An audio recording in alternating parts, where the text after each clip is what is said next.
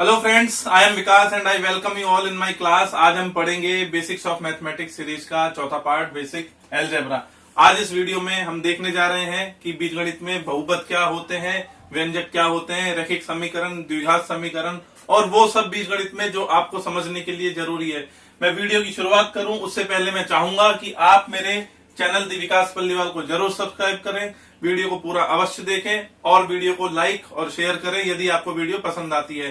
तो वीडियो शुरुआत करने से पहले मैं जो बच्चे मेरे साथ आज नए जुड़ रहे हैं मैं उनको बताना चाहूंगा कि मेरे पिछले तीनों वीडियोज के लिंक डिस्क्रिप्शन में दिए गए हैं। बेसिक ट्रिग्नोमेट्री, बेसिक ज्योमेट्री और बेसिक अर्थमेटिक्स। प्लीज उनको जरूर देखिए क्योंकि वो आप लोगों की नॉलेज बढ़ाने के लिए बहुत इंपॉर्टेंट है। Believe me, if you watch this video complete this will going to help you a lot. तो आगे बढ़ते हैं और पढ़ते हैं एक एक करके इन सभी टॉपिक्स के बारे में। आइए दोस्तों आगे बढ़ते हैं और पहला टॉपिक पढ़ते हैं बीजगणितीय व्यंजकों का जोड़ बाकी। मैं वीडियो की शुरुआत करूं उससे पहले मैं फिर से आपसे एक बार कहना चाहूंगा कि हम अगले 1 घंटे में पूरी बीजगणित समझने की कोशिश करने जा रहे हैं। वीडियो थोड़ा लंबा हो सकता है तो मैं आपसे चाहूंगा कि जहां भी आपको प्रॉब्लम्स आए प्लीज आप वहां वीडियो को पॉज करें, उसका स्क्रीनशॉट लें, उसे नोट डाउन करें तथा कमेंट्स में मुझे जरूर लिख के बताएं। मैं आपको वहां इसका सॉल्यूशन जरूर दूंगा। तो आगे बढ़ते हैं और शुरुआत करते हैं। आप देखेंगे मैंने बोर्ड पर कुछ क्वेश्चंस लिखे हुए हैं, उनमें सबसे पहला क्वेश्चन ये समझाऊंगा फिर मैं आपको ये बताता हूँ। तो आप देखेंगे कि एक सिंपल सा अर्थमेटिक का क्वेश्चन लिया है। मैंने जब रुपए में रुपए जोड़े जाएंगे या घटाया जाएगा तो क्या मिलेगा, उसमें लीटर जोड़ेंगे तो हमें क्या मिलेगा। तो सबसे पहले मैं बता दूं कि बीजगणितीय व्यंजकों का जोड़ बाकी हम पढ़े उसके लिए जरूरी है कि आप ये चीज को समझें कि सजातीय राशियों का ही जोड़ बाकी संभव हो पाता है, विजातीय राशियों का नहीं। यहाँ 5 रुपए में 4 रुपए जोड़ने से हमें 9 रुपए मिलेगा और 9 में से 3 घटाएंगे तो हमें 6 रुपए मिलेगा। आगे 6 रुपए में 2 लीटर नहीं जुड़ेगा तो इसका आंसर होगा 6 रुपए प्लस 2 लीटर। हम कह सकते हैं कि रुपए और रुपए आपस में जुड़ गए और लीटर इसमें नहीं जुड़ेगा। तो इस प्रकार हम बता सकते हैं कि सजातीय राशियों का ही जोड़ बाकी संभव हो पाता है। आगे विजातीय राशियों का जोड़ बाकी संभव नहीं होगा, अर्थात जिनकी जाति अलग अलग है, जो अलग अलग पद है वे आपस में नहीं जुड़ेंगे। अगला क्वेश्चन देखते हैं और इसी की तरह इसको समझते हैं कि 5x plus 4x minus 3x ये तीनों x के पद हैं। तो हम कह सकते हैं कि यहाँ इन तीनों का जोड़ संभव हो पाएगा। तो 5 और 4 9, 9 में से 3 गया 6x प्लस 2y इसका आंसर होगा। अगला क्वेश्चन समझते हैं। यहाँ आप देखेंगे कि मैंने यहाँ पे √2 और √3 के पद लिए हुए हैं। तो ये तीनों √2 के पद हैं तथा ये दोनों √3 के पद हैं। हम इसका आंसर बताएं उससे पहले मैं चाहूंगा कि आप रोकें थोड़ा अपने आप को और खुद से इसका आंसर एक बार अपनी कॉपी में लिखें, फिर इसका वीडियो को दोबारा प्ले करें। तो 5 और 4 9, 9 में से 3 गया तो 6 √2 प्लस 2 और 6 8 √3 इस क्वेश्चन का आंसर होगा। अगला क्वेश्चन देखते हैं। आप यहाँ देखेंगे कि 2m² plus m² plus mn plus 3mn में ये दोनों पद एक ही जैसे हैं तथा ये दोनों पद अलग अलग हैं। हम कह सकते हैं कि ये दोनों एक साथ जुड़ेंगे तथा ये दोनों एक साथ जुड़ेंगे। तो हम बढ़ते हैं और इसका आंसर समझते हैं।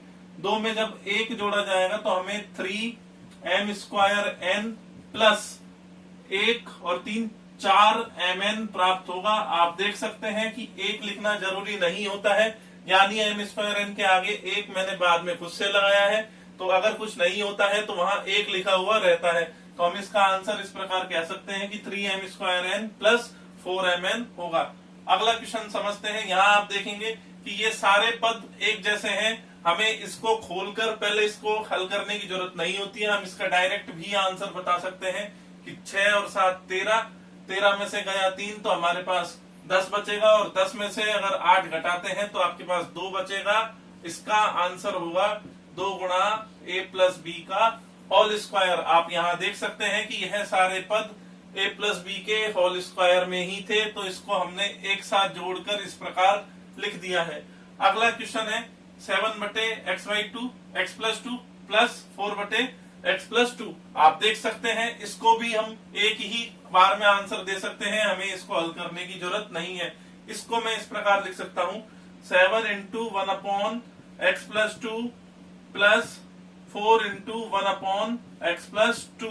आप देखेंगे कि 7 और ये एक समान जाति के पद हैं तो 7 और 4 11, इंटू 1/x+2 इसका आंसर होगा, जिसे कि इस प्रकार लिखा जा सकता है 11/x+2। आगे अगला क्वेश्चन देखते हैं। यहाँ आप इसे गौर से समझ लीजिएगा, क्योंकि द्विघात समीकरणों में आपके पास इस टाइप के क्वेश्चंस आते हैं। यहाँ आप गौर से देखें तो ये सभी 2 की पावर x के पद हैं, तो हम डायरेक्ट ही इसका आंसर लिख सकते हैं कि 3 और 4 7 में से गए 5, तो इसका आंसर होगा 2 इंटू 2 की पावर x। तो मैं उम्मीद करता हूं कि आपको समझ में आया होगा कि सजातीय राशियों का ही जोड़ बाकी संभव हो पाता है, विजातीय राशियों का जोड़ बाकी संभव नहीं हो पाता है। आगे बढ़ते हैं। मैंने आपको समझाने के लिए इसका रिवर्स प्रोसेस के लिए 2 क्वेश्चन लिए हैं। मैं यहाँ आपको बताना चाहता हूं कि यहाँ जैसे आपने इन सबको जोड़कर या घटाकर 1 किया है, उसी प्रकार आप अपनी आवश्यकता अनुसार टुकड़े भी कर सकते हैं। जैसे 7x³ y³ को आप लिख सकते हैं 6x³ y³ plus x³ y³।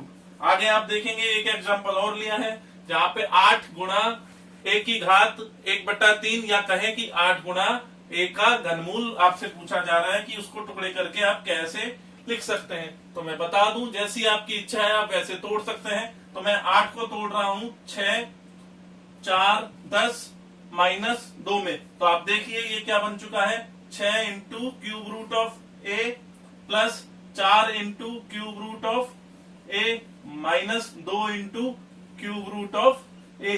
तो मैं आपसे उम्मीद करता हूं कि आपको ये पूरा पोर्शन समझ में आया होगा। आगे बढ़ते हैं और समझते हैं बीजगणितीय व्यंजकों का गुणा भाग कैसे किया जाता है। बच्चों, आगे हम समझते हैं कि बीजगणितीय व्यंजकों का गुणा भाग किस प्रकार किया जाता है। तो पहले हम ये थोड़ा सा बेसिक समझ लेते हैं कि a को a की घात 1 भी लिखा जा सकता है। जैसे 4 को 5 से गुणा करने पर हमें 20 प्राप्त होता है, तो हम कह सकते हैं कि 4 व 5 20 के गुणनखंड है। उसी प्रकार 6 को 3/7 से गुणा किया जाता है, तो अंश और अंश आपस में गुणा होते हैं, हमें 18/7 प्राप्त हो जाता है। आगे 9/11 को 9 गुणा 1/11 भी लिखा जा सकता है। तथा आगे 2 चीजें ये आपको जरूर पता होनी चाहिए कि a की घात m को जब a की घात n से गुणा किया जाता है, अर्थात यदि आधार समान है तो घातें आपकी जुड़ जाती हैं। एक एग्जांपल के थ्रू मैं आपको समझाऊं कि 3 की घात 7 को जब 3 की घात 4 से गुणा किया जाएगा तो हमें 3 की घात 7 + 4 अर्थात 3 की घात 11 प्राप्त हो जाएगा। हम कह सकते हैं कि हम जोड़कर इस प्रकार लिख सकते हैं, या फिर इसको वाइस वर्सा उल्टा भी यह सत्य होता है। आगे हम देखें कि a की घात m बटे a की घात n को इस प्रकार लिखा जाता है, a की घात m इंटू a की घात, यह ऊपर आएगा तो यह नेगेटिव हो जाती है घात, तो a की घात m इंटू a की घात -n। हम देख सकते हैं कि आधार समान है और घातें अब जुड़ेंगी तो m प्लस -n जुड़कर यह हमें a की घात m -n प्राप्त हो जाता है। एक एग्जाम्पल के थ्रू मैं आपको समझाऊं कि x की घात 4 में जब आप x की घात 3 का भाग देंगे तो आपको x की घात 4 - 3 अर्थात x की घात 1 प्राप्त होगा, जिसे कि हम आगे x ही लिखेंगे।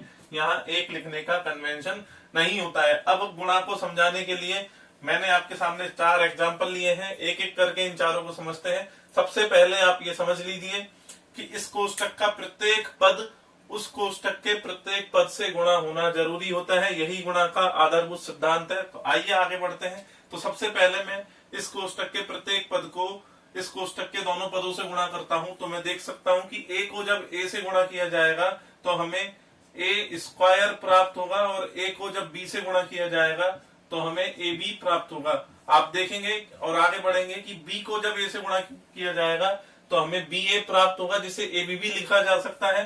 तो मैं ab ही लिख देता हूं, और b को जब b से गुणा किया जाएगा तो इस नियम की सहायता से आधार समान होने पर घातें जुड़ जाती हैं। हम कह सकते हैं कि हमें b की घात 1 इंटू b की घात 1 वो b² प्राप्त होगा। आप देखेंगे, और जोड़ बाकी आपको मैंने अभी इससे थोड़ी देर पहले समझाया है, तो इसको इस प्रकार लिखा जा सकता है a² plus b² plus 1 ab और 1 ab जुड़कर आपका 2 ab हो जाएंगे। मैं आप उम्मीद करता हूं कि आपको ये समझ में आया होगा कि गुणा करने के लिए इस कोष्टक का प्रत्येक पद अगले कोष्टक के प्रत्येक पद से गुणा होना जरूरी होता है। अगला एग्जांपल समझते हैं।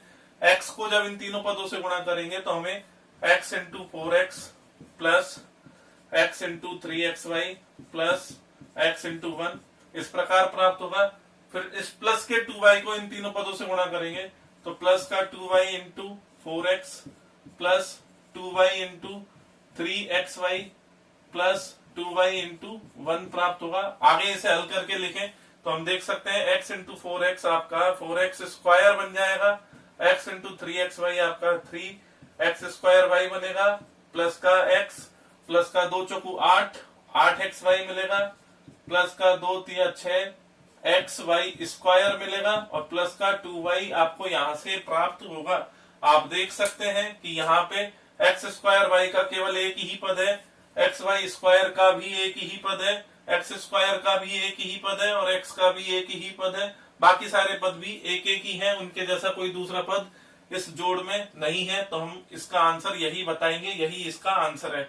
आगे अगले क्वेश्चन की तरफ बढ़ते हैं और समझते हैं कि क्या हो रहा है। जब एक्स क्यूब को इन दोनों पदों से गुणा किया जाएगा तो कुछ इस प्रकार लिखा जाएगा, x cube into x square plus x cube minus का 1/x स्क्वायर।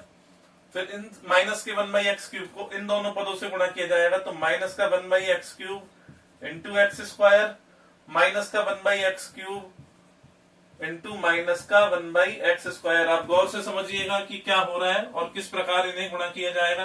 तो मैं आपको समझा दूं, जब एक्स क्यूब को एक्स स्क्वायर से गुणा करेंगे तो हमें एक्स की घात 5 प्राप्त होगा। जब एक्स क्यूब को एक्स स्क्वायर से गुणा किया जाएगा तो हमें माइनस का एक्स प्राप्त होगा, क्योंकि ये जब एक्स की पावर 2 ऊपर आया होगा तो ये -2 बन गया होगा घात में। और हम देख सकते हैं कि घातें आपकी 3 - 2 हमें एक्स की पावर 1 प्राप्त होगा इस वाले नियम से।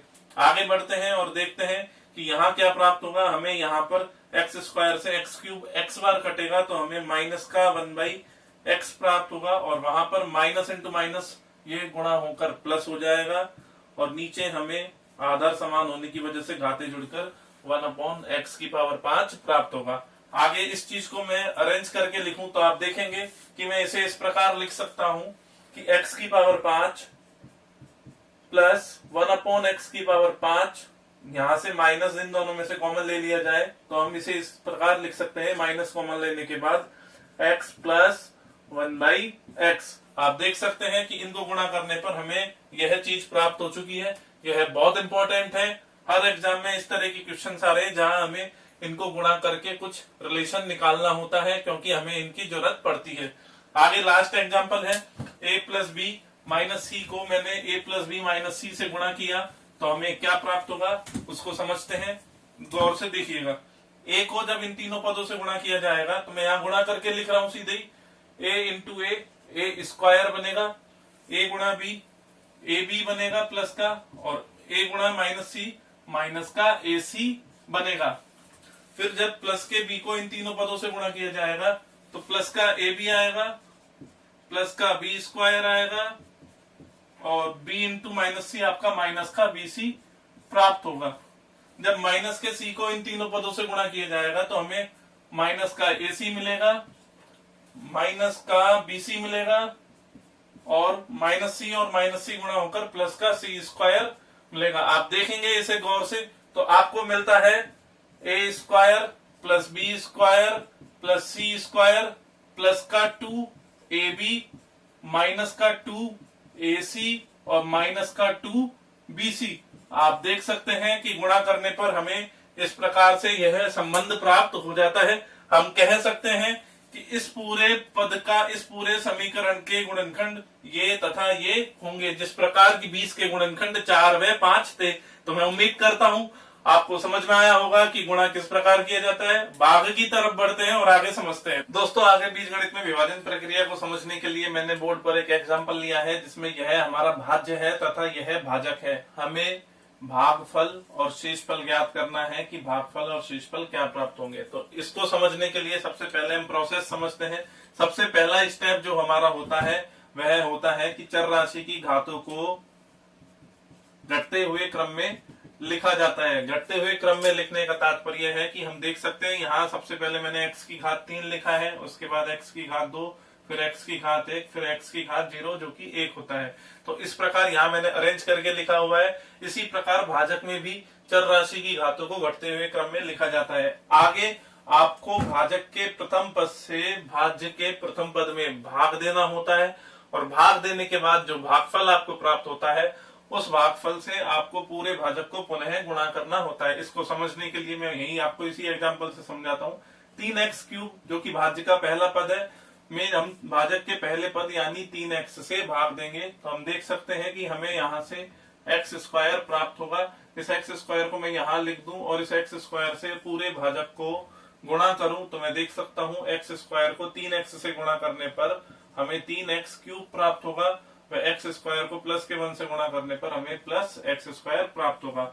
उसके बाद अगला प्रोसेस वही होता है जो अंकगणित में विभाजन प्रक्रिया में होता था। हम चिन्ह बदलते हैं और घटाकर लिखेंगे तो आप देखेंगे कि ये दोनों आपस में कट चुके हैं और -5x² और माइनस का x² जुड़कर माइनस का 6x² बन जाएगा। आगे के पदों को ऐसे की ऐसे ही कॉपी करना होता है। उसके बाद यही प्रोसेस को रिपीट करते हैं। इसके प्रथम पद में यानी -6x² में हम जब 3x यानी भाजक के प्रथम पद से भाग देते हैं तो हमें यहाँ माइनस का 2x प्राप्त होगा।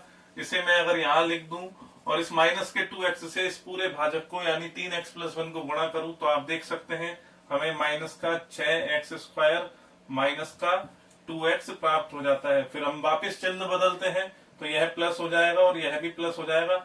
आप गौर से देखेंगे कि -6x² और प्लस का 6x² आपस में कट जाएंगे और -11x और प्लस का 2x हमें यहाँ से माइनस का 9x प्राप्त होगा।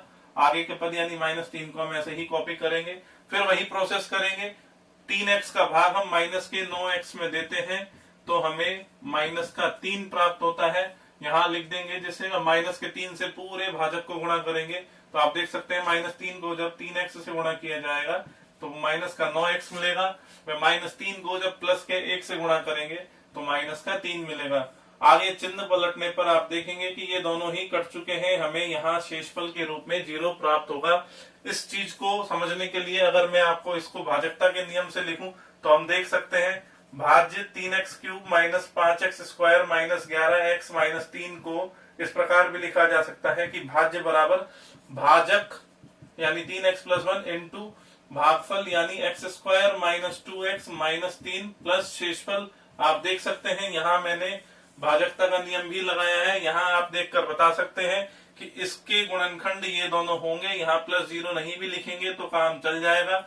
इस प्रक्रिया से हमें गुणनखंड प्राप्त हो चुके हैं। हम कह सकते हैं कि 3x + 1 इस भाज्य का एक गुणनखंड है। x² - 2x - 3 इस भाज्य का एक गुणनखंड है, अर्थात यह भाज्य इन दोनों पदों से पूरी तरह विभाजित होता है। तो इसी के साथ हम आगे बढ़ते हैं और समझते हैं कि बहुपद क्या होते हैं। बच्चों बहुपद समझते हैं। बहुपद बीजगणित में एक ऐसा व्यंजक होता है जिसमें चर व अचर राशियां प्लस व माइनस के रूप में लिखी हुई होती हैं। तो पहले हम समझते हैं चर राशियां क्या होती हैं। चर राशियां वे राशियां होती हैं जो अपना मान बदल सकती हैं। आगे बहुपद में बहुपद की घात चर राशि पर उच्चतम घात होती है। हम कह सकते हैं बहुपद की घात चर राशि की अधिकतम घात होगी, वही घात बहुपद की घात होगी, चर की उच्चतम घात। यह घात नॉन नेगेटिव इंटीजर होती है। नॉन नेगेटिव इंटीजर होती है अर्थात पूर्ण संख्या होती है। हम देख सकते हैं यहाँ मैंने कुछ एग्जांपल्स लिए हैं जिनकी सहायता से मैं आपको समझाने की कोशिश करूं कि कौन से बहुपद होते हैं और कौन से बहुपद नहीं होते। इधर एग्जांपल्स को देखिए। यहाँ पे 1/x³ को x⁻³ लिखा जाएगा तो यहाँ हम कह सकते हैं यहाँ चर राशि की घात ऋणात्मक है, अतः यह एक बहुपद नहीं होगा। यहाँ चर राशि की घात पूर्णांक नहीं है, अतः यह भी एक बहुपद नहीं होगा।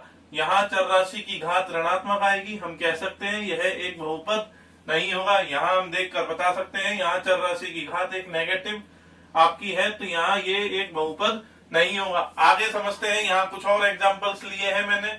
-6, 11, 27 ये सभी अचर बहुपद कहलाते हैं जिसकी घात 0 होती है। अचर बहुपद की घात 0 होती है क्योंकि इनके आगे x⁻0 होता है। 6 - 6 × 1 -6 प्राप्त होगा तो -6 × x⁻0, 11 × x⁻0, 27 × x⁻0 हम देखकर बता सकते हैं कि ये सभी अचर बहुपद है जहां आपकी घात 0 होगी। आगे 0 एक ऐसा बहुपद है जिसे हम शून्य बहुपद कहते हैं। इसकी घात परिभाषित नहीं है क्योंकि 0 के आगे आप कुछ भी गुणा करो आपको जीरो ही प्राप्त होगा। जैसे 0 इंटू एक्स की पावर 0, 0 इंटू एक्स की पावर 5, तो घात कुछ भी हो सकती है। हम कह सकते हैं यहाँ शून्य बहुपद की घात परिभाषित नहीं होती है। आगे मैंने एग्जांपल्स लिए हैं, आप यहाँ देखेंगे, यहाँ चर राशि की घात 1 है, यहाँ भी चर राशि की घात 1 है, और यहाँ भी चर राशि की घात 1 है। ये सभी बहुपद रैखिक बहुपद कहलाएंगे। रैखिक बहुपद की घात 1 होती है। आप देख सकते हैं यहाँ पे 2 पद है, यहाँ भी 2 पद है, और यहाँ भी 2 पद है। इधर आपकी चर राशि की अधिकतम घात 2 है, तो ये आपका द्विघातीय बहुपद कहलाएगा। इसे हम द्विघात बहुपद कहेंगे, जहां आपकी घात 2 होती है तथा ये सभी त्रिघातीय बहुपद हैं, तो यहाँ आपकी घात 3 होती है। एक चीज और आपको ध्यान में रखनी है, वो यह है कि आपके बहुपदों का वर्गीकरण पदों के आधार पर भी किया जाता है। बहुपद एक पदीय हो सकते हैं, द्विपदीय हो सकते हैं, त्रिपदीय हो सकते हैं, और उसमें कई सारे पद पाए जा सकते हैं। यहाँ यह द्विपदीय रैखिक बहुपद है, ये आपका एक त्रिपदीय द्विघात बहुपद है, ये आपके एक पदीय बहुपद है। तो हम समझ सकते हैं कि बहुपद क्या होते हैं। आगे बढ़ते हैं और समझते हैं शेषफल और गुणनखंड प्रमेय। बच्चों, आगे शेषफल प्रमेय एवं गुणनखंड प्रमेय समझते हैं। उससे पहले एक बार बहुपद समीकरण समझ लेते हैं कि जैसे px इक्वल टू 0 लिखा हुआ है, तो यह बहुपद समीकरण कहलाएगी, जहां px x में बहुपद है, वो कोई सा भी बहुपद हो सकता है, जैसे ax प्लस b हो सकता है, या px बराबर x cube minus 3x square plus 7 हो सकता है, या px बराबर आपका x स्क्वायर प्लस 1 हो सकता है। अगर हम इसे इक्वल टू 0 लिखेंगे तो यह आपका बहुपद समीकरण बन जाएगा। आगे इसमें एक चीज और समझने की है कि यदि px बराबर x square minus 2x plus 3 है, py बराबर 4y square minus 3y cube plus 1 है, तो अगर हमसे पूछा जाए कि p2 की वैल्यू क्या होगी, तो इसका तात्पर्य यह है कि जहां भी बहुपद में x आया है उसके स्थान पर आपको 2 रखना है, यानी 2 का स्क्वायर माइनस 2 इंटू 2 प्लस 3। इसको कैलकुलेट करने से हमें p ऑफ 2 का वैल्यू प्राप्त हो जाएगा। इसी प्रकार अगर आपसे पूछा जाता है कि p ऑफ माइनस हाफ की क्या वैल्यू है, तो इसका तात्पर्य है कि जहां भी आपके पास x आया है वहां आपको माइनस हाफ रखना है। तो जैसे माइनस हाफ का square minus 2 into minus half plus 3, इसको यदि हम कैलकुलेट करेंगे तो हमें पता लग जाएगा कि x बराबर माइनस 1/2 पर बहुपद का क्या मान है। इसी प्रकार यह y में बहुपद है, जहां चर राशि y है, तो अगर हमसे पूछे कि p ऑफ 1 की वैल्यू क्या वैल्यू होगी, तो हम कह सकते हैं 4 इंटू 1 का स्क्वायर माइनस 3 इंटू 1 की घात 3 प्लस 1। इसको कैलकुलेशन के बाद हमें p ऑफ 1 की वैल्यू प्राप्त हो जाएगी, यानी y में बहुपद है तो उसमें हमको y बराबर 1 पर बहुपद का क्या मान प्राप्त होगा। मैं समझता हूं कि आपको यह समझ में आया होगा कि px क्या होता है, py क्या होता है। आगे समझते हैं शेषफल प्रमेय और गुणनखंड प्रमेय। तो शेषफल प्रमेय में आपको समझाने के लिए मैं बताऊं कि p ऑफ x कोई x में बहुपद है, यदि इसमें हम x माइनस a से भाग देते हैं तो हमें शेषफल p ऑफ a प्राप्त होता है। मैं आपको एक एग्जांपल की सहायता से समझाता हूं कि यदि मैं x cube minus 3x plus 1 में x माइनस 1 से भाग दूं तो हमें शेषफल जो है वो प्राप्त होगा p ऑफ 1। आप समझने की कोशिश करना, यहाँ px का मान है x cube minus 3x plus 1, आपका शेषफल होगा p ऑफ 1, अर्थात 1 का क्यूब माइनस 3 इंटू 1 प्लस 1। ये कैलकुलेशन के बाद आता है 1 और 1 2 में से 3 गया तो माइनस का 1। मैं कह सकता हूं कि यदि आप x cube minus 3x plus 1 में x माइनस 1 का भाग देंगे तो आपको शेषफल माइनस का 1 प्राप्त होगा। भाजकता की प्रक्रिया मैं आपको समझा चुका हूं, आप भाग देकर चेक करिएगा और आप चेक कीजिएगा कि शेषफल माइनस 1 ही प्राप्त होता है।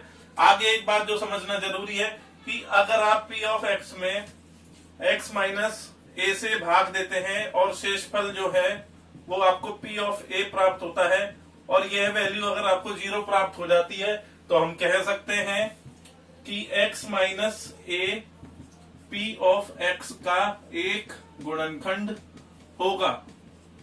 अर्थात हम बता सकते हैं कि यहाँ पर बहुपद px में x माइनस ए का पूरा पूरा भाग जाएगा और वह उसका एक गुणनखंड होगा। एक एग्जांपल की सहायता से समझते हैं। यदि आपका p ऑफ x बराबर x square plus 2x plus 1 है और आप इसको यदि x प्लस 1 से विभाजित करते हैं तो आप देखेंगे कि शेषफल आपको p ऑफ माइनस का 1 प्राप्त होगा। यह मैंने इस प्रकार लिखा है। उसको समझाने के लिए मैं वापस एक बार यहाँ आना चाहूंगा कि आपको शेषफल लिखने के लिए x माइनस ए को जीरो करना होता है और x माइनस ए को जीरो करने से x बराबर a आता है। जो भी आपका x का मान आता है, जैसे यहाँ x का मान a आया है तो शेषफल आपका p ऑफ a होगा। यहाँ x का मान आपका -1 आएगा तो आपका शेषफल p ऑफ -1 होगा। तो अब हम इसकी वैल्यू कैलकुलेट करते हैं और देखते हैं कि शेषफल क्या प्राप्त होता है। p ऑफ -1 बराबर -1 का whole square plus 2 into minus का 1 प्लस 1। इसको यदि हम चेक करें तो -1 का स्क्वायर प्लस 1 हो जाएगा। 1 और 1 2 और ये माइनस का 2 कैंसिल आउट होकर आपको 0 मिलेगा। हम कह सकते हैं कि p ऑफ -1 की वैल्यू 0 प्राप्त हुई है, अर्थात x plus 1 x square plus 2x plus 1 का एक गुणनखंड होगा। मैं समझता हूं कि आपको समझ में आया होगा किस प्रकार शेषफल प्रमेय और गुणनखंड प्रमेय काम करती है। हम px में x माइनस ए का भाग लगाकर शेषफल p ऑफ a प्राप्त कर लेते हैं और यदि यह शेषफल 0 आ जाता है तो हम कह सकते हैं कि x minus A p of x का एक गुणनखंड होगा। आगे बढ़ते हैं और समझते हैं मूल क्या होते हैं, हल क्या होते हैं। बच्चों, मूल हल आदि को समझाने के लिए बोर्ड पर मैंने 3 समीकरण लिए हैं। तो हमें करना यह होता है कि यदि हम चर राशि का कोई ऐसा मान रखते हैं जिससे कि हमारा समीकरण संतुष्ट हो जाता है तो वह उसका एक हल होता है। जैसे यदि यहाँ इस समीकरण में मैं x बराबर -2 रखूं तो हम देखते हैं कि -2 रखने से हमें -2 प्लस 3 इक्वल टू 0 प्राप्त नहीं होता है। हम कह सकते हैं कि 1 0 के बराबर नहीं होता है, अतः x बराबर -2 इस समीकरण का हल नहीं होगा। यदि हम x बराबर -3 रखते हैं तो हम पाएंगे कि -3 प्लस 3 इक्वल टू 0 यानी 0 बराबर 0। हमें बाया पक्ष बराबर दाया पक्ष प्राप्त हो रहा है। हम कह सकते हैं कि x बराबर -3 इस समीकरण का एक मूल होगा। आगे इसी प्रकार यदि यहाँ हम x बराबर -1 रखें तो हम पाते हैं कि -1 रखने से हमें -1 का स्क्वायर प्लस 2 इंटू -1 प्लस 1, यह वैल्यू हमें 1 और 1 2 -2 यानी 0 प्राप्त होती है। हम देख पा रहे हैं कि यहाँ हमें 0 बराबर 0 प्राप्त हो जाता है, अतः x बराबर -1 इस समीकरण का एक हल होगा। आगे बढ़ते हैं और तीसरा एग्जाम्पल को समझते हैं। यदि यहाँ मैं x बराबर 1 y बराबर -3 रखूं और चेक करें कि हमें क्या वैल्यूज प्राप्त होती है तो हम देखते हैं कि 2 गुणा 1 प्लस 3 गुणा -3 -5, यह वैल्यू अगर हमारे पास यदि 0 आती है तो हम कह पाएंगे कि x बराबर 1 और y बराबर -3 इस समीकरण का हल होगा। अगर नहीं आती है तो यह इसका हल नहीं होगा। चेक करते हैं। 2 एकम 2 -9 -5, यह हमारे पास 0 के बराबर नहीं आ रही है। हम कह सकते हैं कि यह इसके हल नहीं होंगे। एक और वैल्यू लेते हैं। यदि हम x बराबर 1 और y बराबर 1 रखते हैं तो हम पाते हैं कि हमें 2 गुणा 1 प्लस 3 गुणा 1 -5, यह वैल्यू हमें 5 -5 इक्वल टू 0 के बराबर प्राप्त हो रही है। हम कह सकते हैं कि x बराबर 1 और y बराबर 1 रखने से यहाँ हमें बाया पक्ष और दाया पक्ष बराबर प्राप्त हो जाएगा, अर्थात यह इस समीकरण का एक मूल होगा और यह नहीं होगा।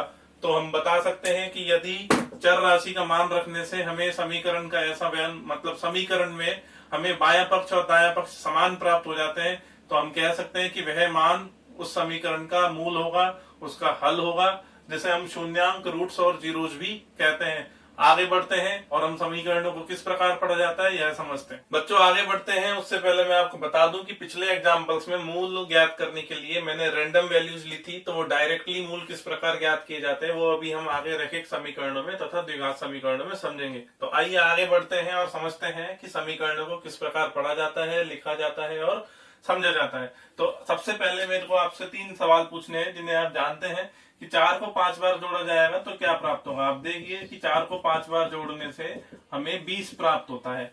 उसी प्रकार 4 को 5 से गुणा करेंगे तो भी हमें 20 प्राप्त होता है और 4 का 5 गुना करेंगे तो भी हमें 20 ही प्राप्त होता है। आप कह सकते हैं कि ये और ये तीनों एक ही बात है उसी प्रकार बीज गणित में यदि मैं आपसे बोलूं, एक एग्जाम्पल की सहायता से मैं आपको समझाऊं कि किस प्रकार चर और अचर राशियां आपस में एक दूसरे से संबंधित होती हैं, तो समझिए कि एक्स वाई को 5 बार जोड़ा जाएगा तो x y plus x y plus x y plus x y plus x y, हमें यहाँ 5 एक्स वाई ही प्राप्त होगा, क्योंकि इन सब के आगे एक एक लिखा हुआ रहता है।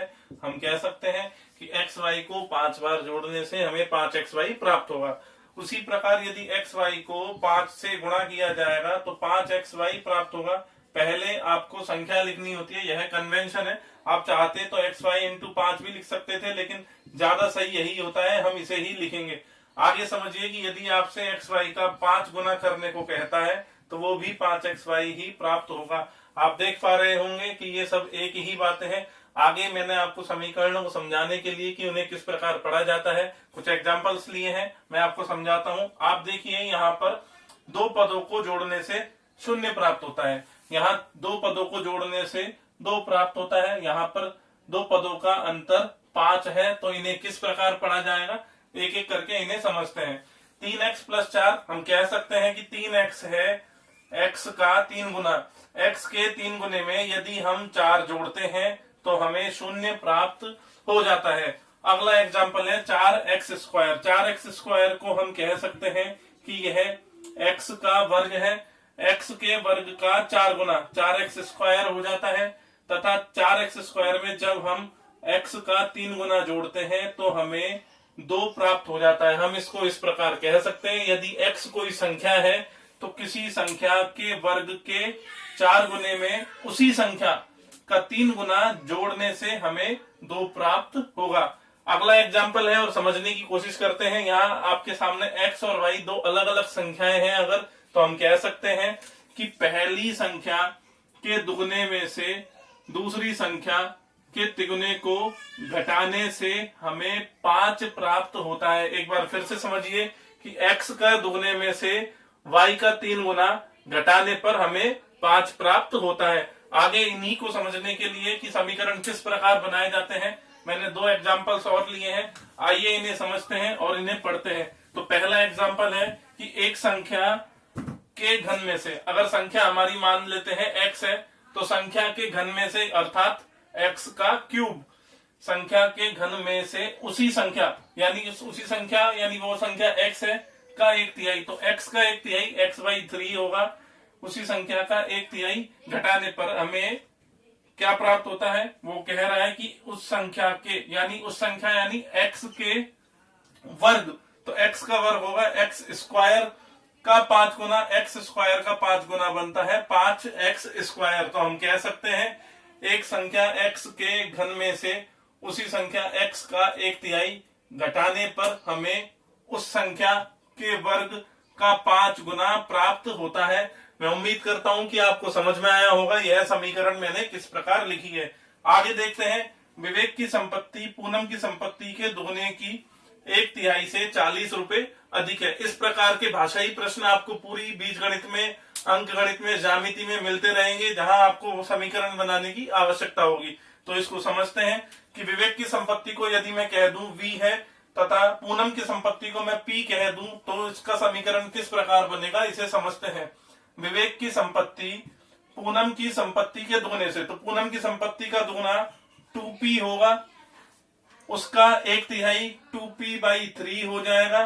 तो विवेक की संपत्ति V पूनम की संपत्ति के दुगने के 1/3 से 40 रुपए अधिक है, अर्थात इन दोनों का अंतर आपको बता रखा है कि वो 40 रुपए का होगा। हम कह सकते हैं कि विवेक की संपत्ति तथा इसका अंतर 40 रुपए आपको क्वेश्चन में दिया गया है। एक और एग्जांपल मैं आपको समझाता हूं, आप उसे समझने की कोशिश कीजिए। आपके सामने क्वेश्चन आता है कि 2P plus 3S equal to 50, 3P plus 4S equal to 60। आपसे पूछ लेता है कि बताइए 4P प्लस 7S की वैल्यू क्या होगी। इसको अगर मैं पढ़ के बताऊं आपको, यदि मैं कहूं कि P एक पेंट की कीमत है तथा S एक शर्ट की कीमत है, तो इसे इस प्रकार पढ़ा जा सकता है कि 2 पेंट तथा 3 शर्ट की कुल कीमत 50 रुपए है, 3 पेंट व 4 शर्ट की कुल कीमत 60 रुपए है। तो बताइए 4 पेंट व 7 शर्ट की कुल कीमत क्या होगी। इस प्रकार के क्वेश्चन अंकगणित में और बीजगणित में आपको बहुत सारे मिलते हैं, तो मैं उम्मीद करता हूं आपको समझ में आया होगा समीकरणों को किस प्रकार पढ़ा जाता है। बच्चों आगे समझते हैं एक चर में रैखिक समीकरण, द्विघात समीकरण और त्रिघात समीकरण क्या होती है। आप देख सकते हैं यहाँ मैंने बोर्ड पर आपके सामने 3 बहुपद समीकरण लिखी है। यहाँ बहुपद की उच्चतम घात 1 है, अतः हम कह सकते हैं कि यह एक रैखिक बहुपद है और इस समीकरण को रैखिक समीकरण कहेंगे। यहाँ x की उच्चतम घात 2 है, यहाँ चर राशि की उच्चतम घात 2 है, अतः यह बहुपद समीकरण द्विघात समीकरण कहलाएगा। तथा यहाँ पर चर राशि x की उच्चतम घात 3 है, अतः यह बहुपद समीकरण आपका त्रिघातीय समीकरण कहलाएगा। आप देख सकते हैं यह द्विपदीय है, यह त्रिपदीय है तथा इसमें 4 पद है। आगे इस बात आपको समझ में आनी चाहिए कि जिस बहुपद की जितनी घात होती है उस बहुपद समीकरण के उतने ही मूल होते हैं। यहाँ घात 1 है तो यहाँ 1 मूल प्राप्त होगा, यहाँ घात 2 है तो हमें 2 मूल प्राप्त होंगे तथा यहाँ घात 3 है तो हमें 3 मूल प्राप्त होंगे। आगे एक एक करके हम इनको समझते हैं। यदि इस बहुपद समीकरण का एक मूल अल्फा है या बीटा है या गामा है, आप कुछ भी नाम दे सकते हैं मूल को, तो हम यदि इस समीकरण को x ही इसका मूल मान ले तो हम कह सकते हैं यहाँ हमें x बराबर -b/a प्राप्त होगा। हम कह सकते हैं इस बहुपद समीकरण का, इस रैखिक समीकरण का मूल या हल x = -b/a होगा। यदि x आपका अल्फा है तो अल्फा = -b/a होगा, x आपका बीटा है तो बीटा = -b/a होगा। जहां b और a आप क्या है उनको समझने की कोशिश कीजिए। a यहाँ पर x का गुणांक है जिसे इंग्लिश में कोफिशिएंट कहते हैं, तथा b अचर पद है, तो आप इसको इस प्रकार भी लिख सकते हैं माइनस अचर पद बटे x का गुणांक। आप यहाँ समझ पाएंगे, मैंने इसको समझाने के लिए एक एग्जांपल लिया है। 4x + 5 = 0। यहाँ x का गुणांक 4 है तथा 5 आपका अचर पद है। यहाँ हम x का मान ज्ञात करेंगे तो हमें x बराबर -5/4 प्राप्त होगा, जो कि इस रैखिक समीकरण का हल होगा। आगे मैंने द्विघात समीकरण लिया है। द्विघात समीकरण में घात 2 होती है, अतः इसके 2 मूल होंगे जिन्हें मैं अल्फा और बीटा कहूं तो मैं कह सकता हूं यदि मैं यहाँ x बराबर अल्फा रखूंगा तो यह इस समीकरण को संतुष्ट करेगा, तथा बीटा रखूंगा तो भी यह इस समीकरण को संतुष्ट करेगा। आगे इसका हल कैसे निकाला जाता है यह अभी हम थोड़ा आगे पढ़ेंगे। अभी आप देखिए कि मैं यदि मूलों का योगफल लिखता हूँ अल्फा प्लस बीटा तो हमें क्या प्राप्त होता है, और यदि मैं मूलों का गुणनफल लिखता हूँ अल्फा बीटा तो हमें क्या प्राप्त होता है। अल्फा प्लस बीटा लिखने पर हमें प्राप्त होता है -b/a। अल्फा बीटा लिखने पर हमें प्राप्त होता है +c/a। जहां a b c क्या है वो समझते हैं। a जो है यहाँ पर x² का गुणांक है, b यहाँ पर x का गुणांक है तथा c अचर पद है। हम कह सकते हैं कि -x का गुणांक बटे x² का गुणांक करेंगे तो हमें मूलों का योगफल प्राप्त हो जाएगा, तथा अचर पद बटे x² का गुणांक करेंगे तो हमें मूलों का गुणनफल प्राप्त हो जाएगा। इसको समझाने के लिए मैंने एक एग्जांपल लिया है। यदि इस समीकरण के 2 मूल हैं जिसे हम आगे ज्ञात करेंगे कि किस प्रकार ज्ञात किया जाता है, मैं मान लेता हूं कि अल्फा और बीटा इस समीकरण के 2 मूल हैं, तो हम कह सकते हैं कि अल्फा प्लस बीटा का मान हमें -b/a से -5/2 प्राप्त होगा, तथा अल्फा बीटा का मान हमें +c/a से 3/2 प्राप्त होगा। इस समीकरण में आप देखिए कि a बराबर 2 है, b बराबर -5 है तथा c बराबर +3 है। तो हम कह सकते हैं अल्फा प्लस बीटा बराबर b का मान -5/2 तथा अल्फा बीटा बराबर +c का मान 3/a का मान हो गया आपका 2। आगे चलते हैं और त्रिघात समीकरण को समझने की कोशिश करते हैं। त्रिघात समीकरण में आपकी घात 3 होती है, अतः हम कह सकते हैं कि इस समीकरण के 3 मूल होंगे अल्फा, बीटा और गामा। आगे हम यहाँ लिखें अगर कि मूलों का योगफल क्या होगा, मूलों का गुणनफल क्या होगा, तथा यदि हम 2 मूलों को एक साथ गुणा करके उनका जोड़ लिखें अर्थात alpha beta plus beta gamma plus gamma alpha, उसका मान क्या होगा, तो तो आप समझने की कोशिश कीजिएगा कि मैं उसे किस प्रकार लिख रहा हूँ। सबसे पहले आप देखिए कि यहाँ मैंने माइनस प्लस किया था, इसी प्रकार में यहाँ भी माइनस प्लस फिर माइनस, इस प्रकार हम अल्टरनेट चलेंगे। और गौर से समझिएगा कि सभी के हर में मैं उच्चतम घात का गुणांक लिख रहा हूं। जैसे alpha plus beta plus gamma बराबर आपका बनेगा minus B by A. Alpha beta plus beta gamma plus gamma alpha आपका बनेगा प्लस का C by A. Alpha beta gamma आपका बनेगा माइनस का डी बाई ए। आप इस चीज को समझने की कोशिश कीजिए कि यहाँ पर ए बी और सी क्या है। ए जो है वो आपकी एक्स की उच्चतम घात का गुणांक है, बी जो है वो आपकी एक्स स्क्वायर की घात का गुणांक है, एक्स स्क्वायर का गुणांक है, तथा सी आपका एक्स का गुणांक है। डी जो है वो आपका अचर पद है। एक समीकरण लिया है मैंने, इसको समझने की कोशिश करते हैं।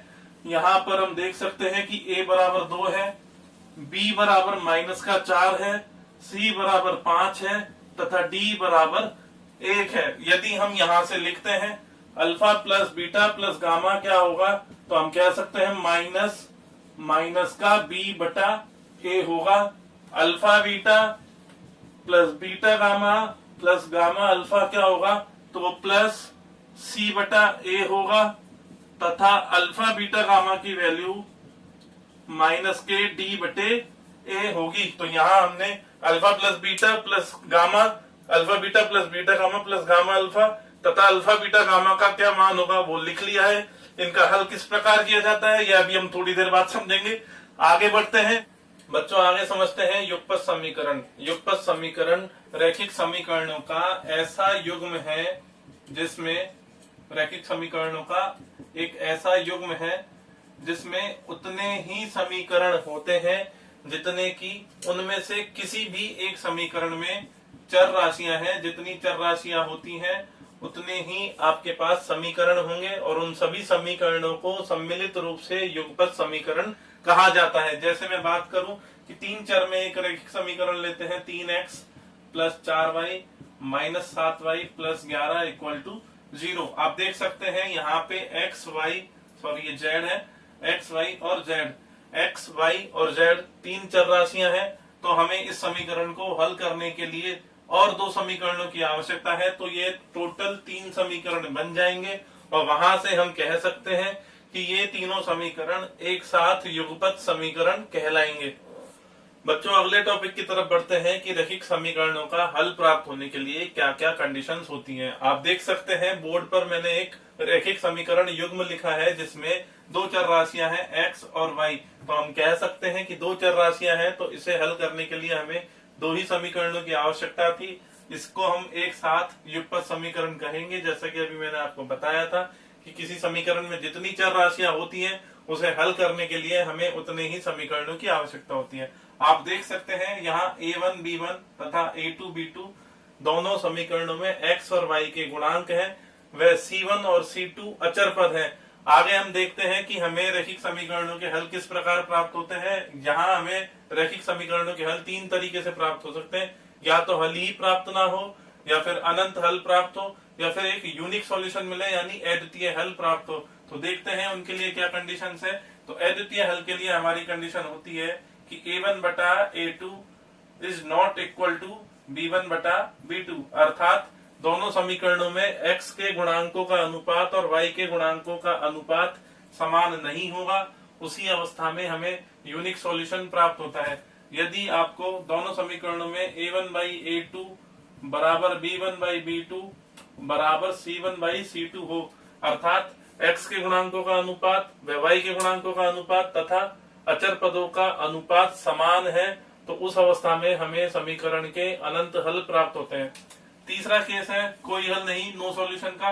उसके लिए हमें a1 by a2 equal to b1 by b2 is not equal to c1 by c2 है।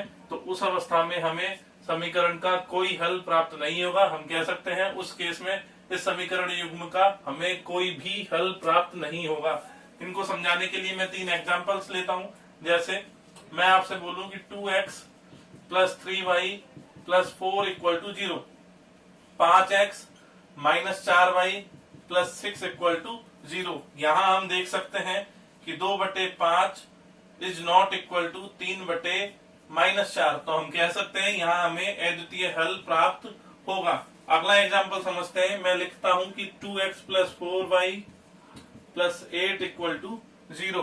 दूसरा समीकरण है 4x plus 8y plus 16 equal to 0। यहाँ हम देखें कि x के गुणांकों का अनुपात 2/4 है, y के गुणांकों का अनुपात 4/8 है तथा अचर पदों का अनुपात 8/16 है, जो कि तीनों ही बराबर है 1/2 के। हम कह सकते हैं कि ये तीनों अनुपात हमें बराबर प्राप्त हो रहे हैं। यहाँ हमें अनंत हल प्राप्त होंगे। एक तीसरा एग्जाम्पल जिसे हम समझते हैं कि 2x plus 4y plus 8 equal to 0 तथा 4x plus 8y plus 7 equal to 0। यहाँ हम देख सकते हैं कि 2/4 और 4/8 परस्पर बराबर है, किंतु 8/7 इनके बराबर नहीं है। तो यहाँ हमें कोई हल प्राप्त नहीं होगा इस समीकरण युग्म के लिए। मैं आपको एक बात और बता दूं, अद्वितीय हल प्राप्त होने का मतलब होता है कि ये हमें एक यूनिक सॉल्यूशन देगा। अनंत हल प्राप्त होने का मतलब होता है कि हमें दोनों रेखाएं ओवरलैप करेंगी और उसके हमें अनंत हल मिलेंगे। कोई हल नहीं का मतलब होता है कि हमें एक समांतर रेखाएं प्राप्त होंगी। मैं आपको बता दूं कि दो चरों में रैखिक समीकरण एक सरल रेखा को निरूपित करती है, तो इस केस में हमें दोनों प्रतिच्छेदी रेखाएं मिलेगी, यहाँ हमें आपस में संपाती रेखाएं मिलेगी तथा यहाँ पे हमें समांतर रेखाएं मिलेगी। मैं उम्मीद करता हूं कि आपको समझ में आया होगा कि रैखिक समीकरणों का हल हमें कब प्राप्त होता है और कब प्राप्त नहीं होता, और कब अनंत हल होते हैं और कब उसका यूनिक सॉल्यूशन होता है। आगे बढ़ते हैं और समझते हैं द्विघात समीकरण। बच्चों, आगे द्विघात समीकरण समझते हैं कि एक मैं द्विघात समीकरण अगर बोर्ड पर लिखूं ax² plus bx plus c equal to 0, तो यह हमारी x में द्विघात समीकरण है। यहाँ हम देख सकते हैं कि चर राशि x की उच्चतम घात 2 है। आपको पता होना चाहिए कि यहाँ a क्या है, b क्या है और c क्या है। a आपका x² का गुणांक है, b आपका x का गुणांक है तथा c यहाँ अचर पद है। हम देख सकते हैं कि यदि यह ax² plus bx plus c equal to 0 है, इसे x में द्विघात समीकरण कहा जा रहा है, तो ay² plus by plus c equal to 0 को y में द्विघात समीकरण कहा जाएगा। जैसा कि यहाँ इसके घात 2 है, तो हम जानते हैं कि किसी समीकरण की घात जितनी होती है उसके मूल उतने ही होते हैं। तो हम कह सकते हैं इस समीकरण के 2 मूल होंगे, जिन्हें हम अल्फा बीटा या x1 x2 या अल्फा1 अल्फा2 बीटा1 बीटा2 या हमारी सुविधा अनुसार कुछ भी कह सकते हैं। अभी थोड़ी देर पहले मैंने आपको यहाँ बताया था कि alpha plus beta equal to minus b/a होता है तथा alpha beta equal to plus c/a होता है, जहाँ a b c क्या है वो मैं आपको अभी समझा चुका हूँ। एक बात आपको पता होनी चाहिए कि ये मूलों का योगफल तथा मूलों का गुणनफल है। तो हम किसी भी द्विघात समीकरण को इस प्रकार लिख सकते हैं, x² माइनस मूलों का योगफल गुणा x प्लस मूलों का गुणनफल बराबर 0। आप देखेंगे कि अगर आप इनमें यह वैल्यूज पुट करते हैं तो उनको हल करने के बाद आप पुनः उसी समीकरण पर पहुंच जाएंगे। ये आपके लिए होमवर्क है, खुद से करके देखिएगा। आगे इन मूल्यों को ज्ञात कैसे किया जाता है, तो उसके लिए हम श्रीधराचार्य सूत्र की हेल्प लेते हैं। श्रीधराचार्य सूत्र में मूल ज्ञात करने के लिए x equal to minus B plus minus under root b² minus 4ac upon 2a होता है, जहां b² माइनस 4ac को विविक्त कर या डिस्क्रिमिनेटर कहा जाता है इंग्लिश में। आप इसको समझने की कोशिश कीजिए। जैसा कि यह अंडर रूट के अंदर है, तो अंडर रूट के अंदर यदि इसका मान 0 हो जाए तो हम कह सकते हैं d इक्वल टू 0 होने पर हमें x के एक ही मान प्राप्त होगा। हम कह सकते हैं कि d इक्वल टू 0 से हमें एक समान मूल प्राप्त होंगे, तथा यदि d का मान नेगेटिव हो जाए अर्थात अंडर रूट के अंदर हमें ऋणात्मक राशि प्राप्त हो, यानी d लेस देन 0 है, उस अवस्था में हमें काल्पनिक मूल प्राप्त होंगे।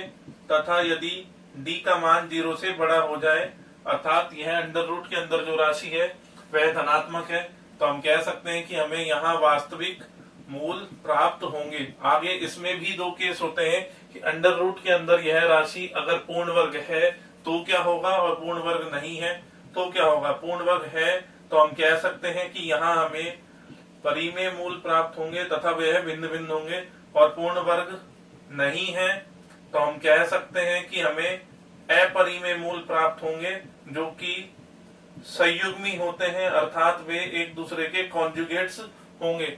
आगे द्विघात समीकरणों में हम समझते हैं कि उनका ग्राफ कैसे बनता है तथा उनके अधिकतम और न्यूनतम मान क्या होते हैं। आगे बढ़ते हैं बच्चों, आगे बढ़ते हैं और समझते हैं कि हमें इस द्विघातीय बहुपद का ग्राफ कैसा प्राप्त होगा। आप देख सकते हैं कि मैंने बोर्ड पर 6 चित्र बनाए हुए हैं, 6 ग्राफ बनाए हुए हैं। यहाँ 2 कंडीशंस है, ए ग्रेटर देन 0 तथा ए लेस देन 0।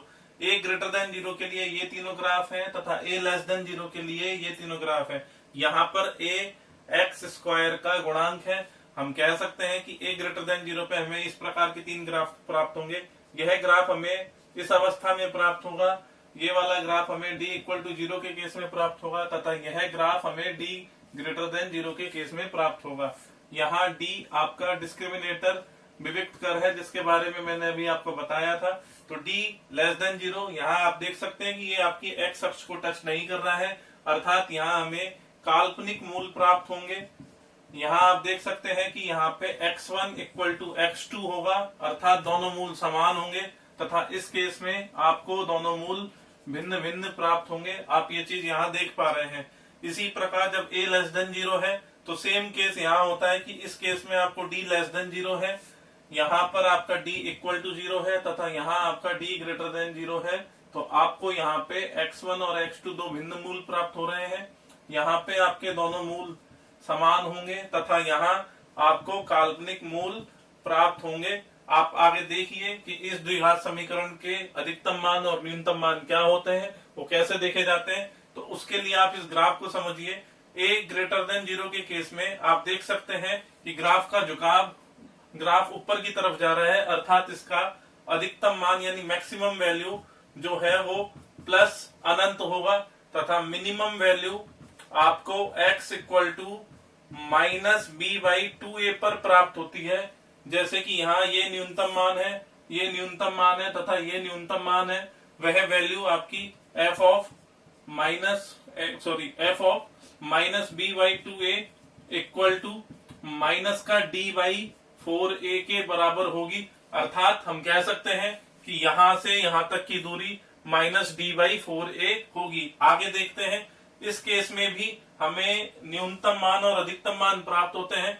यहाँ हम जैसे नीचे की ओर बढ़ते हुए आएंगे हमें इसका न्यूनतम मान प्राप्त होगा और वह न्यूनतम मान आपका माइनस अनंत होगा तथा इसका मैक्सिमम मान आपको x equal to minus B by 2a पर ही प्राप्त होगा, जो कि आप यहाँ रखते हैं x की जगह पर। तो f of minus B by 2a equal to आपको माइनस d बाई 4a के बराबर प्राप्त होगा। यहाँ d आपका विविक्त कर ही है, d equal to B square minus 4ac। तो इस प्रकार आप द्विघात समीकरण का न्यूनतम मान और अधिकतम मान भी ज्ञात कर सकते हैं। आगे बढ़ते हैं और समझते हैं आधारभूत बीजगणितीय सूत्रों को। आइए बच्चों, आगे आधारभूत बीजगणितीय सूत्रों को समझते हैं कि वो सूत्र किस प्रकार होते हैं। पहला है a प्लस बी का होल स्क्वायर। तो मैं इसको लिखूं कि a square plus B square plus 2ab के बराबर होता है। यह मैंने आपको जब हमने गुणा पढ़े थे तो वहां मैंने आपको बताया था कि a प्लस बी को जब a प्लस बी से गुणा किया जाता है तो हमें a square plus B square plus 2ab प्राप्त होता है। जब हम a माइनस बी को a माइनस बी से गुणा करेंगे तो हमें a square plus B square minus का 2ab प्राप्त होता है। अगले फॉर्मूले के लिए आप इन दोनों समीकरणों को, इन दोनों फॉर्मूलों को गौर से देखिए। यदि हम एक बार इनका योग करते हैं तो हमें योग करने पर बाएं पक्ष में यह प्राप्त होता है तथा दाएं पक्ष में ये दोनों आपस में कट जाएंगे तथा ये जुड़कर हमें 2a square plus 2b square देते हैं, जहां से 2 कॉमन लेने पर हमें यह प्राप्त हो जाता है।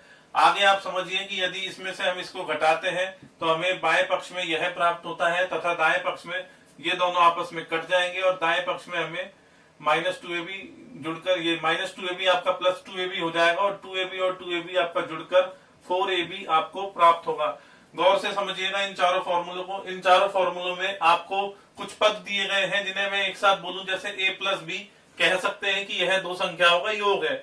a square plus B square उन 2 संख्याओं के वर्गों का योग है तथा ab उन संख्याओं का गुणनफल है। तो इस प्रकार का भाषाई क्वेश्चन आपको मिल सकता है कि 2 संख्याओं का योगफल 9 है तथा उनका गुणनफल 20 है, तो बताइए उन संख्याओं के वर्गों का योग क्या है।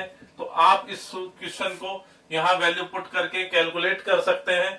यहाँ आपसे पूछ सकता है आगे कि बताइए उन संख्याओं के अंतर कितना है, तो यहाँ पे आपको a प्लस बी पता है और ये आप ज्ञात कर चुके होंगे, तो आप इस फॉर्मूले में वैल्यू पुट करेंगे तो यहाँ से आप उन संख्याओं का अंतर बता सकते हैं। आगे बढ़ते हैं और देखते हैं अगला formula. A square minus B square equal होता है ए प्लस बी गुणा ए माइनस बी के। आप इसको प्राप्त कैसे करेंगे, तो उसके लिए आप इन दोनों पदों को गुणा कीजिए, इन दोनों कोष्टक को गुणा करेंगे तो आप देखेंगे यह बाएं पक्ष के बराबर आ जाएगा। तो हम कह सकते हैं ए स्क्वायर माइनस बी स्क्वायर जो है वो ए प्लस बी गुणा ए माइनस बी के बराबर होगा, अर्थात किन्हीं दो संख्याओं के वर्गों का अंतर उनके योग तथा उनके अंतर के गुणनफल के बराबर होता है। अगला फॉर्मूला देखते हैं, A plus B plus C का होल स्क्वायर। तो यह होता है A square plus B square plus C square plus 2ab plus 2bc plus 2ca। इसको प्राप्त कर कैसे किया गया, जब a plus B plus C को a plus B plus C से पुनः गुणा किया जाता है तो हमें गुणनफल यह प्राप्त होता है। इसको याद करने के लिए एक ट्रिक है जिसे आप समझने की कोशिश कीजिएगा कि a, b और c इसका वर्ग करना है, इसका वर्ग करना है और इसका वर्ग करना है, उनको जोड़कर लिखेंगे तो हमें A square plus B square plus C square प्राप्त हो जाएगा। फिर इनके दोनों का गुणा करके उसका दुगुना करना है, इन दोनों का गुणा करके हमें दुगुना करना है और इनका गुणा करके हमें दुगुना करना है। तो आप देखेंगे कि हमें 2ab plus 2bc plus 2ca प्राप्त हो जाएगा यदि आप उनका योग करके लिखेंगे। तो यदि यहाँ c की वैल्यू 0 होती तो हमें A square plus B square plus 2ab प्राप्त हो जाता। हम कह सकते हैं कि यहाँ c इक्वल टू 0 रखने से हमें यह फॉर्मूला प्राप्त हो जाएगा। आगे बढ़ते हैं और समझते हैं A cube plus B cube. तो A cube plus B cube आपका बराबर होता है ए प्लस बी गुणा A square minus A B plus B square के। इसको एक प्रकार से और लिखा जाता है कि ए प्लस बी का whole cube minus 3ab into A plus B. आप देख सकते हैं कि इसमें हमें दो संख्याओं के घनों का योगफल, दो संख्याओं का योगफल, दो संख्याओं का गुणनफल, इस प्रकार के पद इसमें अगर हमें किसी क्वेश्चन में दिए गए हैं तो हम इस फॉर्मूले की मदद से उसे हल कर सकते हैं। आगे बढ़ते हैं और A cube minus B cube का समझते हैं कि A cube minus B cube आपका बराबर होता है ए माइनस बी गुणा A square plus A B plus B square के। इसको एक प्रकार से और लिखा जा सकता है कि ए माइनस बी का होल क्यूब प्लस 3ab गुणा ए माइनस बी। यदि प्रश्न में आपको दो संख्याओं का अंतर और गुणनफल दिया है, जैसे a माइनस बी बराबर 4 तथा ए बी बराबर आपको दे दिया कि 9 पंजे 45, मैंने यहाँ a और b को 9 और 5 लेकर सवाल बनाया है और आपसे पूछ लिया कि बताइए उनके घनों का अंतर क्या होगा, तो आप a cube minus B cube equal to यह, इसकी मदद से आप इसमें घनों का अंतर ज्ञात कर सकते हैं। आगे देखिए अगला फॉर्मूला है A cube plus B cube plus C cube minus 3abc equal to, मैंने बोर्ड पर लिख दिया है। यह काफी बड़ा फॉर्मूला है, इसको या तो इस प्रकार लिख सकते हैं या इस प्रकार या इस प्रकार। आपको क्वेश्चन में क्या दिया गया है उसके अकॉर्डिंग आपको फॉर्मूला यूज करना होगा। तो एक लास्ट फॉर्मूला जो हमारा बचा हुआ है उसको समझते हैं। खैर मैं आपको एक बात और बता दूं, यदि यहाँ आपका a plus B plus C का मान 0 हो जाए तो हम देख सकते हैं कि निम्न फॉर्मूले में a cube plus B cube minus C cube, sorry a cube plus B cube plus C cube minus 3abc की वैल्यू इक्वल टू 0 हो जाएगी। और यहां से हम कह सकते हैं कि a cube plus B cube plus C cube equal to 3abc। यह केवल उसी अवस्था में होगा यदि a plus B plus C का मान 0 है। आगे हम देखें और एक लास्ट चीज समझे कि किन्हीं भी दो या दो से अधिक संख्याओं के वर्गों का योगफल यदि 0 है तो हम कह सकते हैं कि संख्याएं इंडिविजुअली व्यक्तिगत रूप से 0 होंगी, अर्थात a और b और c तीनों को यहाँ पे 0 होना पड़ेगा, क्योंकि किसी भी संख्या का वर्ग ऋणात्मक कभी नहीं हो सकता, वह हमेशा धनात्मक होगा। और दो या दो से अधिक धनात्मक राशियां जब भी जुड़ेंगी वे हमेशा एक नंबर देगी। हम कह सकते हैं कि उन्हें जीरो तभी प्राप्त होना होगा जब वे स्वयं जीरो हो।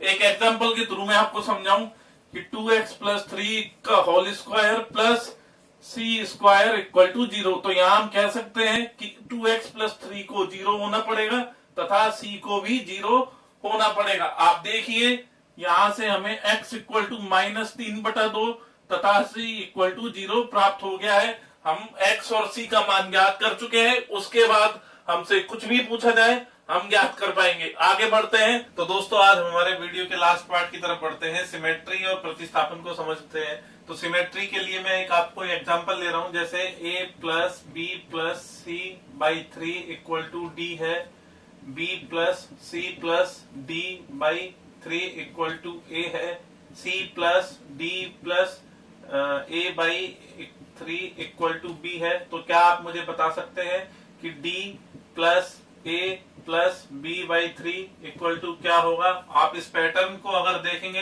तो सिमेट्री से आप कह देंगे कि अगर यदि ये A B C D B C D A C D A B, अर्थात एक आपको राउंड सर्कल दिख रहा है इसमें कि आपका एक पैटर्न चल रहा है, ए से बी, बी से सी, सी से डी और डी से ए।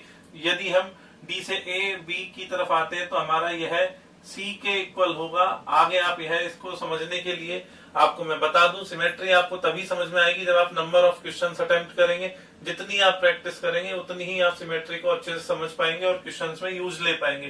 प्रतिस्थापन या सब्स्टिट्यूशन को समझने के लिए आपको मैं बता दूं कि इसका प्रोसेस क्या होता है। आपके पास 4 ऑप्शंस होते हैं और एक क्वेश्चन होता है, और क्वेश्चन में हो सकता है कि आपको कोई स्टेटमेंट भी दिया हुआ हो।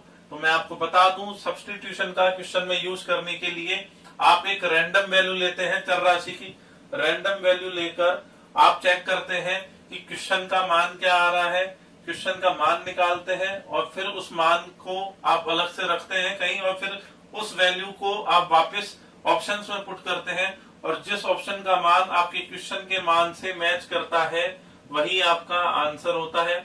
आप कोशिश करें कि वैल्यू अगर आप ऐसी रखते हैं जिससे कि आपको अनंत प्राप्त हो रहा है या फिर 2 या 2 से अधिक वैल्यू सेम आ रही है तो उसको अवॉइड करते हुए दूसरी वैल्यू लें, और उसकी हेल्प से आप कह सकते हैं कि प्रतिस्थापन से क्वेश्चन बहुत ही आसानी से हल हो सकते हैं। तो इसी के साथ आज का मेरा ये वीडियो फिनिश होता है। मैं उम्मीद करता हूं कि आपको वीडियो जरूर पसंद आया होगा। जो बच्चे आज मेरे साथ पहली बार जुड़े हैं वो प्लीज चैनल को सब्सक्राइब करें, वीडियो को लाइक करें और शेयर करें, तथा मेरे पिछले 3 वीडियो भी जरूर देखें जिसमें मैंने आपको मैथ्स के बेसिक्स क्या क्या है, ट्रिग्नोमेट्री के, अर्थमेटिक्स के और ज्योमेट्री के वो बताए हैं। मैं उम्मीद करता हूं कि आपने ये वीडियो पसंद किया होगा। तो इसी के साथ मैं नेक्स्ट पार्ट के लिए आपको छोड़े हुए जा रहा हूं। प्लीज वीडियो को पूरा देखें। बाय बाय, ध्यान रखें अपना। Thank you.